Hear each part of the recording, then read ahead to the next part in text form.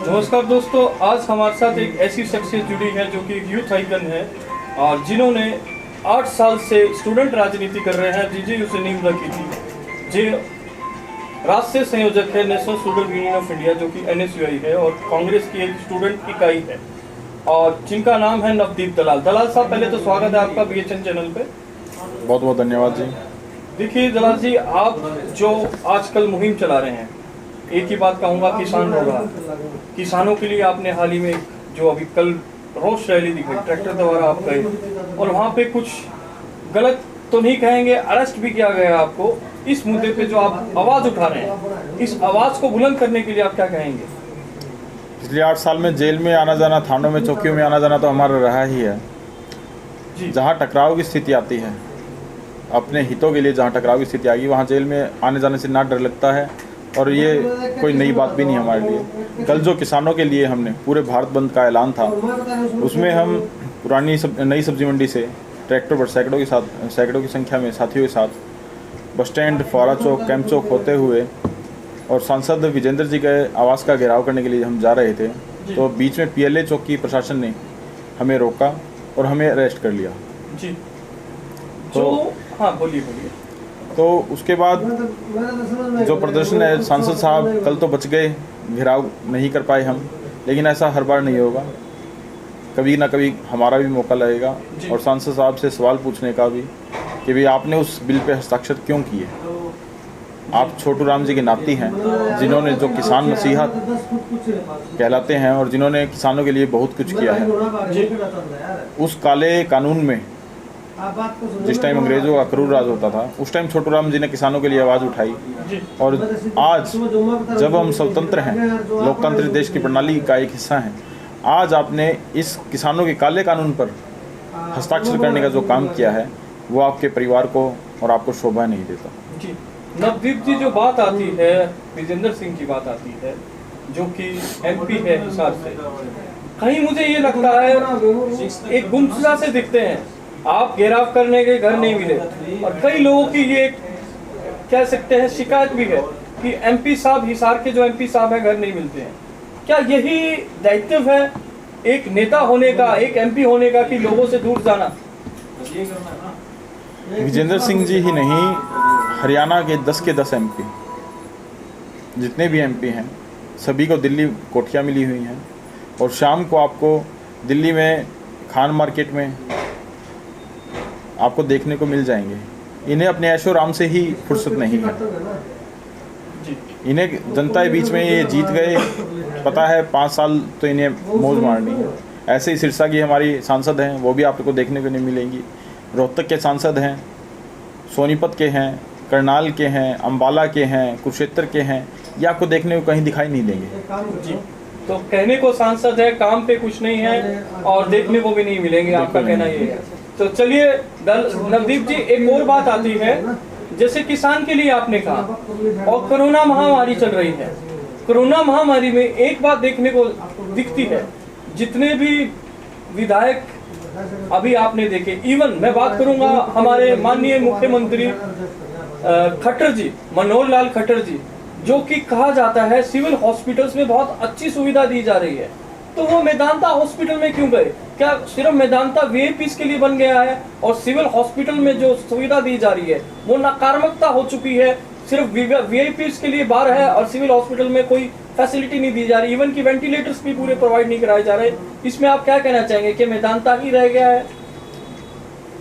हमारे प्रदेश के मुख्यमंत्री पिछले दिनों कोरोना से जब संक्रमित हुए तो मेदांता में एडमिट थे, ये सही बात है। जो सिविल हॉस्पिटल्स हैं, ये कह रहे हैं कि हमने कोरोना के लिए ये किया है, वो किया है, वेंटिलेटर दिए हैं। WHO से प्रत्येक व्यक्ति के लिए कोरोना के लिए फंड आया है, वो सारा ये खा चुके हैं। सिविल हॉस्पिटल्स में आज भी वेंटिलेटर की सुविधाएं नहीं है। कई हॉस्पिटल्स में आज टेस्टिंग भी नहीं हो रही, और अगर हो रही है तो वो गलत हो रही है। इन्हें सिर्फ अपनी चिंता है, जनता भाड़ में जाए, इन्हें कोई मतलब नहीं है।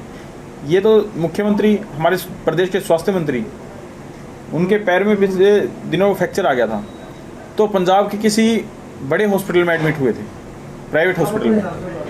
जब हमारे प्रदेश का स्वास्थ्य मंत्री का एक सरकारी अस्पताल में इलाज नहीं हो सकता अच्छे से, तो आप क्या मानते हैं एक आम आदमी क्यों सुनेंगे और क्या वो इलाज करवा पाएगा वहाँ पे? जी, तो आपका कहना है कि जनता जो आज है मजबूत हाथों में नहीं है, सरकार जो एक हाथ माना जाता है जो जनता को हाथों पे रखती है, और आज ये हाथ मजबूत नहीं है, जनता कहाँ जाएगी?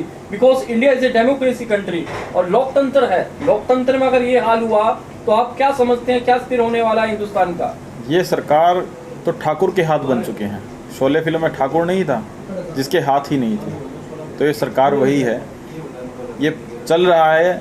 ये हमारे गांव में एक टोका होते थे, इंजन रख लेते थे काट की बाड़ी पे, फिटर बोलते थे जिसे जी, वो हो रखा है। देखते हैं कितने दिन चलती है और कितने कब बंद हो जाए।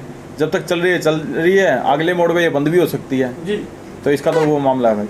तो चलिए ये एक फ्रेम देखने को मिलेगा जो बड़ौदा चुनाव है, बहुत ही जोरों शोरों पे दिख रहा है, जबकि कोरोना महामारी है, कुछ मतलब इतना खुल के नहीं आ रहा है चुनाव का प्रचार। बट आप क्या कहना चाहेंगे? जो बड़ौदा चुनाव एक हुड्डा भूपेंद्र सिंह हुड्डा का गढ़ माना जाता है, उसके बारे में आप क्या कहेंगे?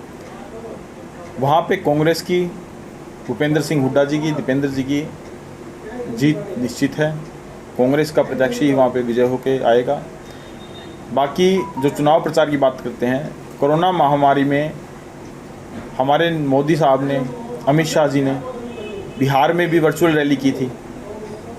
इन्हें कोरोना से कोई मतलब, ये कोरोना तो विपक्ष के लिए बना रखा है, इन्होंने खुद के लिए कोई कोरोना नहीं है। उसके बाद अब बड़ौदा में 3 दिन पहले जेपी दलाल जी का एक जनसभा थी, वहाँ पे उन्हें काले झंडे दिखा के बंधक भी बनाया गया। मीडिया के साथी मीडिया में देखा मैंने।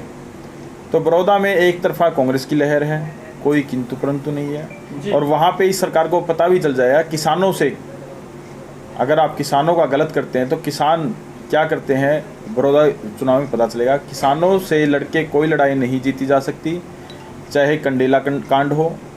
ओम प्रकाश चौटाला जी जो जिस टाइम कंडेला कांड हुआ उस टाइम पे खुद को भगवान समझ बैठे थे, वहाँ पे भी किसानों ने उनको हकीकत से रूबरू कराया और आने वाले में उनकी सीटें कितनी आई थी आप सबको पता है जी। और आज तक वो सत्ता में आसीन नहीं हो पाए। ये तो धोखे से दुष्यंत चौटाला को 10 सीटों पे बहुमत मिल गया, और वो भी सबसे पहले बिक के सत्ता पक्ष बीजेपी के खिलाफ तो उन्हें वोट मिले थे, और बीजेपी के पक्ष में ही जाके बैठ के। हमेशा पैसे ही सब कुछ नहीं होते। लोगों के मान सम्मान और इज्जत जो आपको दी थी और आपके साथियों को जितवाया था, आपने अपने साथियों को भी बेच दिया और खुद को भी बेच डाला। और इस समय जब किसानों की बात आती है तो आप अपनी शराब बेचने में व्यस्त हैं। किसानों की बात ना उठाकर पहले तो आप संसद में ट्रैक्टर लेके जाते थे, आज वो ट्रैक्टर कहाँ गया आपका? स्टार्ट नहीं हो रहा, बैटरी कमज़ोर होगी क्या उसकी? कि आप किसानों की कल भारत बंद में कहीं पे भी दिखाई नहीं दी है।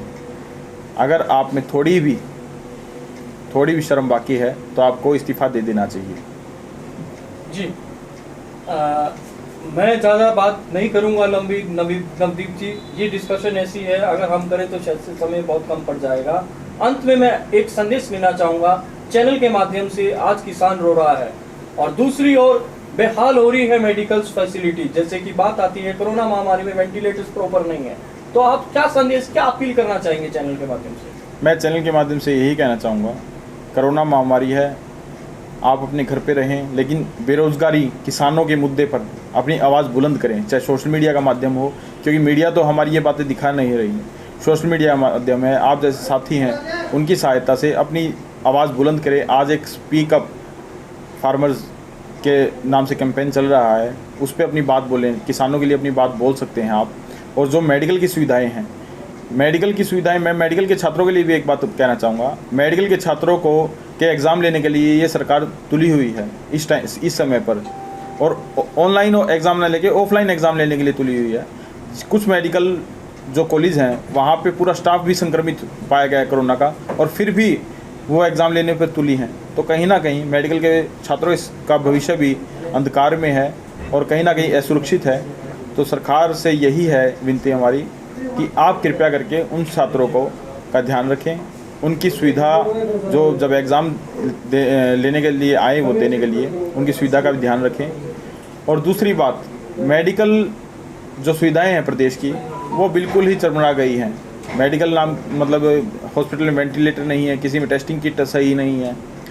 तो सरकार खचाड़ा है, आने वाले समय में आप अपनी आवाज़ बुलंद करें ताकि आने वाली जो हमारी नस्लें हैं वो हमें बुज़दिल और गद्दार ना कहें कि जिस समय पे हमारे ऊपर अत्याचार हो रहा था उस समय हमने अपनी आवाज़ बुलंद नहीं की और उनके भविष्य आने वाले भविष्य के लिए हमने लड़ाई नहीं लड़ी, ऐसा हमारी आने वाली नस्लें ना कह सकें हमें। इसी के साथ मैं धन्यवाद करता हूँ और अपनी वाणी को विराम देता हूँ। जी धन्यवाद। बहुत बहुत धन्यवाद। ये थे हमारे साथ नवदीप दलाल जी, जो कि राष्ट्रीय संयोजक है NSOA national student union of India. आपका चैनल पे बने रहने का बहुत बहुत धन्यवाद।